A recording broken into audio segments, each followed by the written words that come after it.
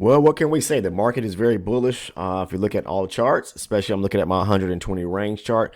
But today I'm going to talk to you about how to deal with losses. I kind of covered this in some previous videos, and people still kind of reach out to me and ask, Mike, what do you do to kind of minimize yourself from incurring any kind of drawdown or to cut your losses? It's all about doing it so early enough, not holding a trade and just thinking the trade is going to turn around and work out in your favor. You know, sometimes we get lucky and that does happen, but you have to know, I always talk about sizing up the market. So there's a particular or specific way of how I deal with managing risk in a sense, you know, that helps me deal and minimize my losses just as well. I talked about in prior videos about if you are taking a trade at either a supply or demand zone, okay, and it's a high probability setup, okay, meaning we have let's say for instance, the market is breaking structure to the upside. We get a pullback to a key area of demand, okay, and this could be vice versa if you're looking at a supply area, but it pulls back to an area of demand. We have an area where the market is, where there's a gap at, okay, meaning basically there's a imbalance resting at the zone, and that area is unmitigated, meaning the market hasn't come back and tested that area to fulfill other orders that may be resting at that particular level, okay, or zone. So once the market reaches that area and rejects it, and then you take a trade. Now, we're not taking trades. I talked about this in tons of my videos here on this channel. Marking up charts are zones off of a higher base chart. But first, we want to start off by looking at what's going on from the bigger picture, like a 120 range chart or any other chart that you may use. If you trade in other style charts, meaning like maybe you're trading tick charts, volume charts, or time-based charts. I don't know which one of those charts are, from a relative perspective are comparable in reference to range charts. I don't know. Okay. I don't know what a 5-minute chart is in reference to my 12 or 60, or what a 60-minute chart is in reference to the 120. Or you have to kind of do your own homework and research to figure out which charts are comparable if you're looking to switch over and maybe even look at trading range charts. But whatever works for you, please continue doing so. Okay. So what I'm here to say is that if the market pulls back and we've got a nice zone that we marked off of a higher chart, that's where I started. And I'm going to go through like an example to show you. So please bear with me. I'm just trying to explain and set the tone as far as referencing, how I deal with losses and cutting my losses early enough. Even though the trade may work out in my favor, lots of times, I'd rather get out the trade and live to see another day or another trade versus it coming back fully against me to where one, it's, come past my thresh pain area, okay? Meaning running a stop. You don't want to play around moving your stop loss for one, okay? You don't want to do that. Put your stop loss in place for a reason. And I talk about here on the channel where to place your stop loss, or where I, like to place my stop losses based on relative areas of supply and demand and where the market rejects that. So without further ado, let's go ahead and take a look. I'm going to show you using a higher base chart, moving down to a lower base chart when we're looking for our precise or key point of entry, what you can do to kind of cut losses early enough. This is practicing proper risk management, and there's two ways you can do it. Cutting a trade early enough prior to it hitting your stop loss, okay? Or you can, leave your stop loss where it's at. I'm going to show you where I particularly like to put my stop losses at, and I'm not telling you to do so. You trade the way whatever works for you. I'm just here to share with you for my own trading, perspective and how I trade, what I like to do. And it has helped people curve the edge, in their own personal trading to where they're not taking on as much drawdown, and it helps them get out the trade early enough so that they, you may lose a few points, a point here, 2, 3, or whatever it may be, but you're not allowing the market to come back and stop you out 10 points or more. Okay, this is scalping. Okay, so you must understand that this is what I do each and every day. So let's take a look here. I'm going to show you an example or two. So first and foremost, what you must understand and see is that the market is moving to the upside. If we are bullish in any particular direction and the market hasn't showed its hand to where it's breaking back through a key area of structure, taking out a major low, in this case here, then why would you want to be trading against the grain? Trade with the flow of the market, looking for the market to pull back to key or relative areas of demand. Like this is a demand area now. We're breaking structure continuously to the upside. As you can see, we pull back and we just broke structure to the upside, into today's session. We had this, sell off a little bit from the news at 8:30 this morning. And then the market broke structure, broke above this major high sitting up here at 545. I'm not saying time, I'm saying 18,546 or 545. Now, if we break below this low, so we have a previous high here, a previous low. We just made a new major high. We got a major low here sitting here. So if we break this area here at 18,445, then this would be where, to me, the market is definitely starting to looking like it wants to push lower. So we're bullish right now. So I would be looking for only opportunities to go what? To go long. You got to paint the picture for yourself. Paint the picture so you can understand first and foremost what direction is the market moving. This is market structure 101. So case in point, in looking at yesterday's trading session, for one, okay, you can clearly see that the market had a high that it made, right here, right? Okay, this is from May the 10th. So we had a high here, and then the market this is where people got confused, or not confused, but they kind of got frustrated a little bit, I'm sure, and got caught up in some bad sideways action. Well, the market was just pulling lower, okay? It was testing areas. It was running areas of stops for one, stopping traders out that were, buying up in this area here. So the market was kind of moving sideways and chopping, grabbing liquidity, grabbing people's money to basically fuel itself back up to push higher. I mean, the higher base chart, the 120, was showing you that, okay? You can see that from, what did I say? May 10th and 12th. So we look at that on the higher base chart. Yeah, you can see it didn't break through any major area structure. It just pulled back to break higher. So you have to understand what's going on, looking at the overall picture. So the market has a major low here, and we have this high here, major high here. Now, when it breaks above this high resting right here at 18,349, then we got a new structure break to the upside, and it just took out a major high. So we're bullish. So we want to look for pullbacks to key areas of demand. That's all I'm trying to say. Bullish sentiment, look for demand setups. Breaking structure to the upside.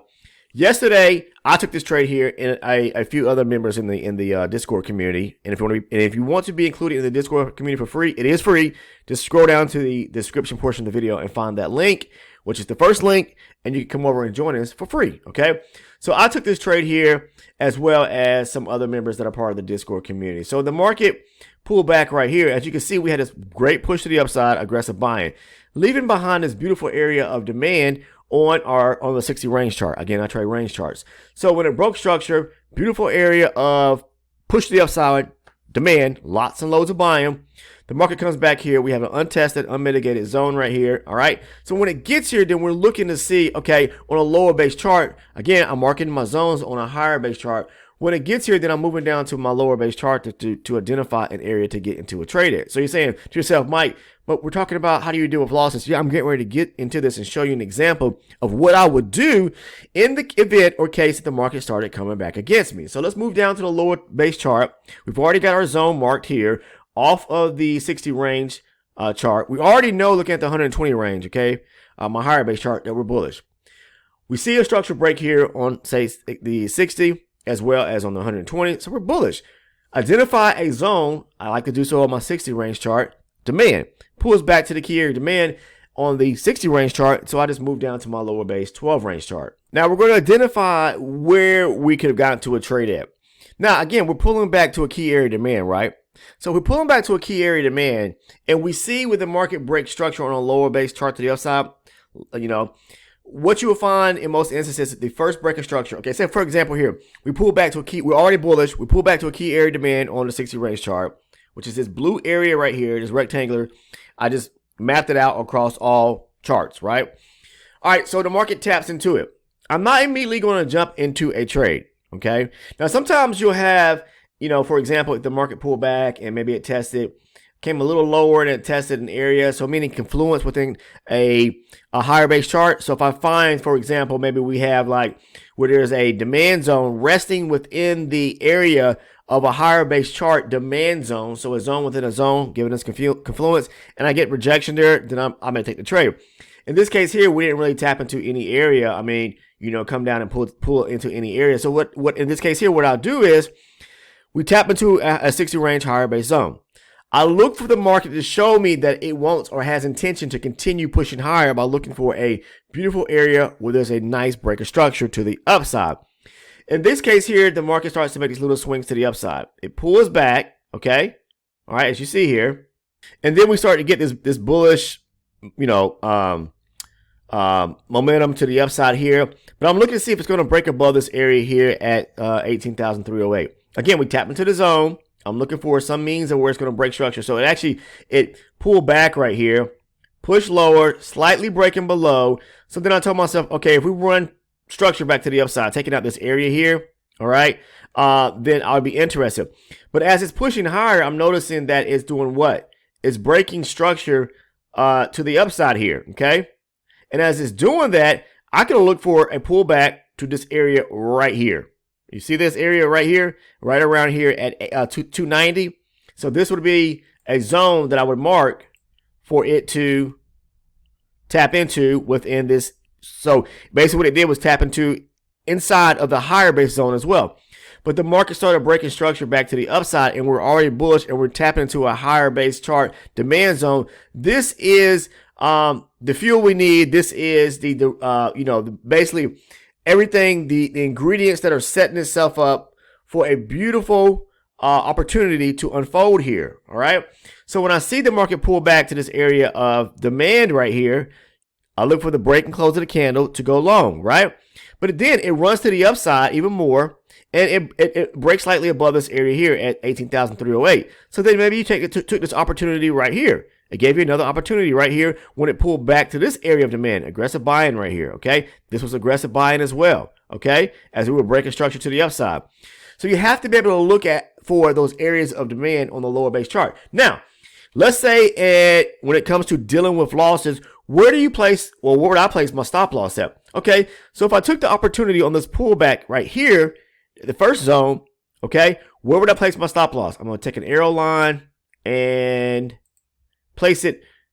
This is the area where it tapped into the zone right here. So when I get the break and the close of the candle above, then right here and below this area, okay, where it pulled back, tapped into the zone, and then broke away from it and closed the candle, I'm going to place it at the back end there to where it tapped in and started breaking above, and the candle closed, okay?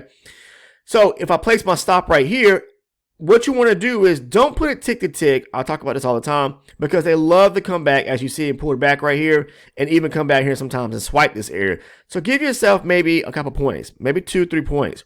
Now, what you can do also, this is how I really like to, and I talk about this as well.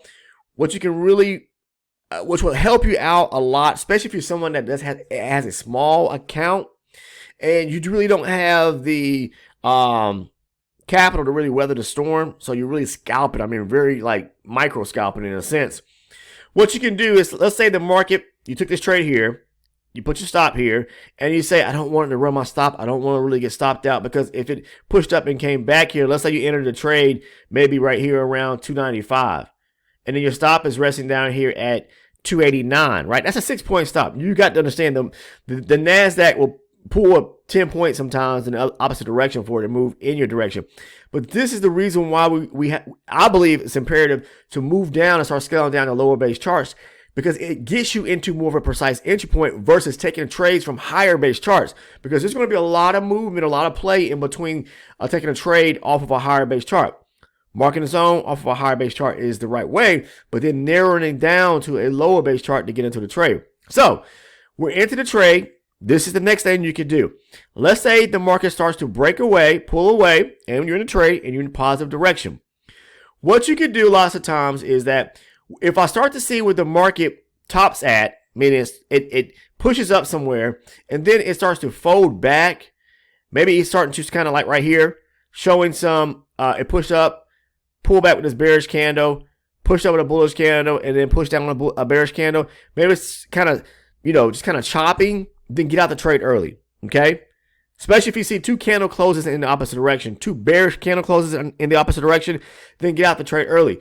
Because then that way, let's say you enter the trade at 295, okay? And then maybe you got ran up here to 301. Maybe you got a few points in opportunity. It pulls back. we get 2 candle closes in opposite direction, or starts to chop sideways, maybe you want to go ahead and close that trade, okay?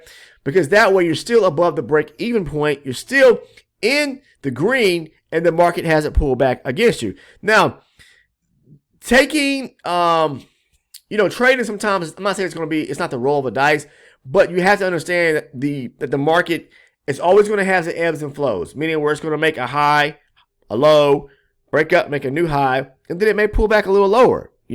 It's going to do that because that's just the way the market moves. It's going to test areas. It's always trying to take out and run areas of liquidity all the time. Okay, all the time. People are always getting stopped out. That's why I always say somebody has to lose before somebody actually wins.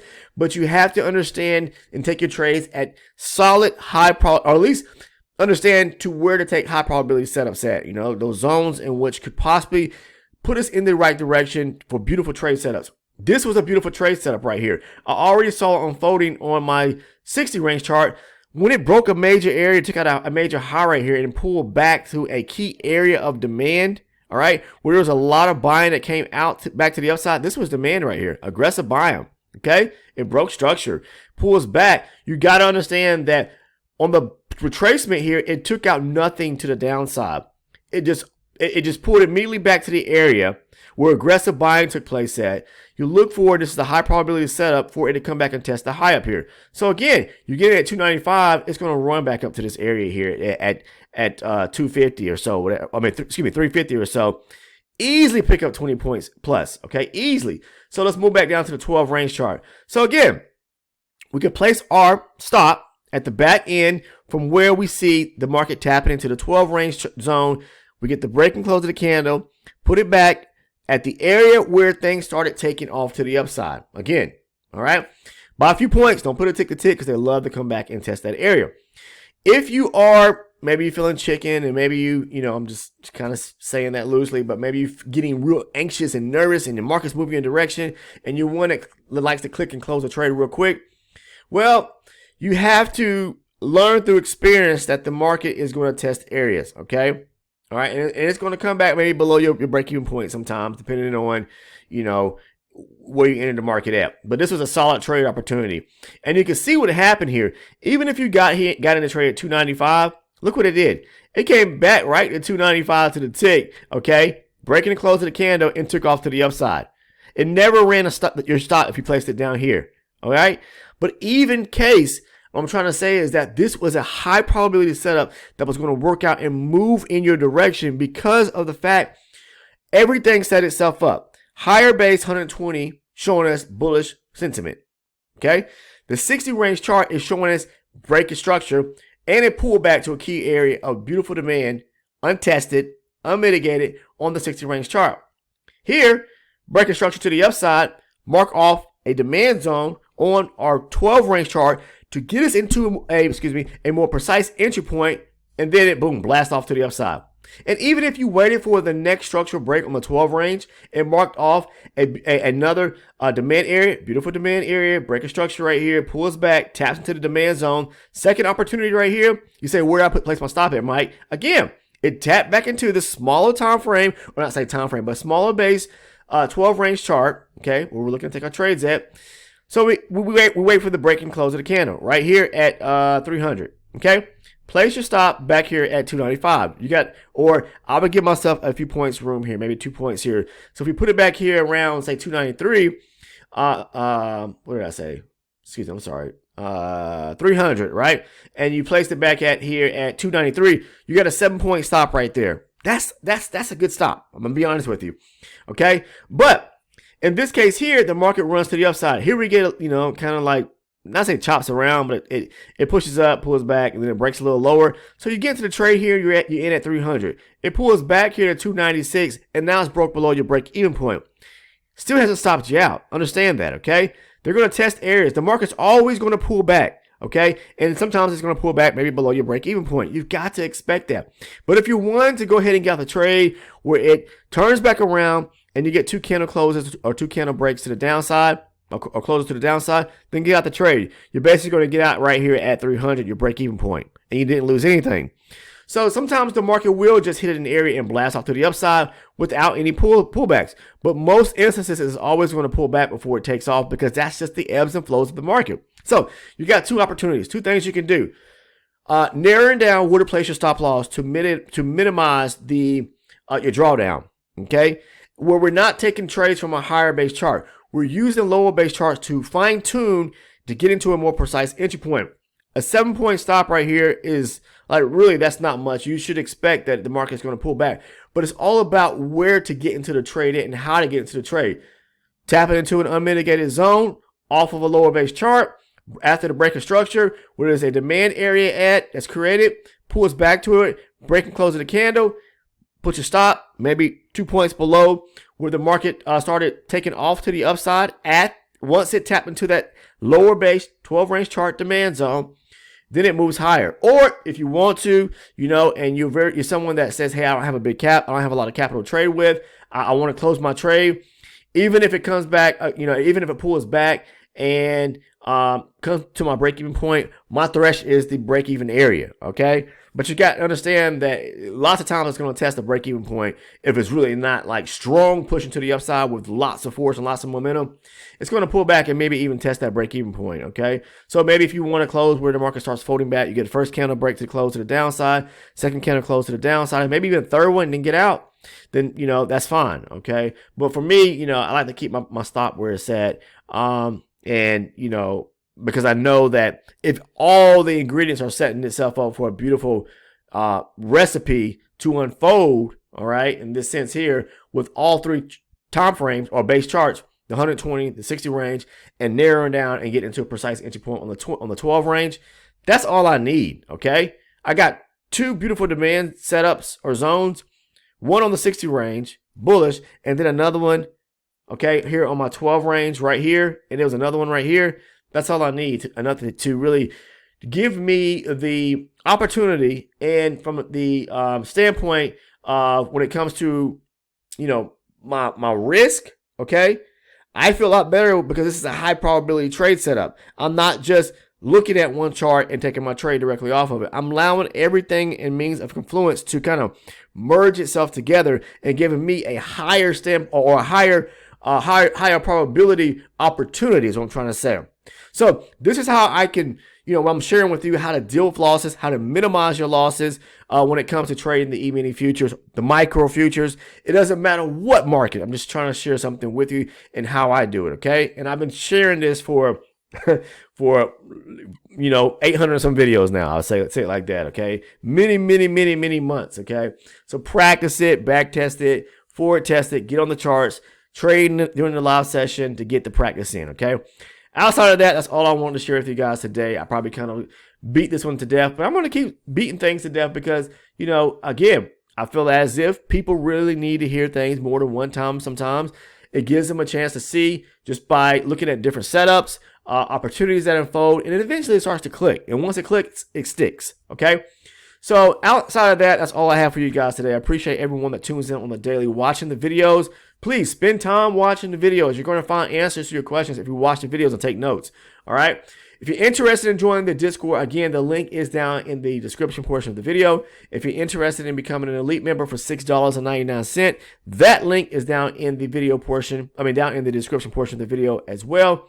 But that's all I have for you guys today. If you're not a sub already, what are you waiting for? Go ahead and click on that subscribe button.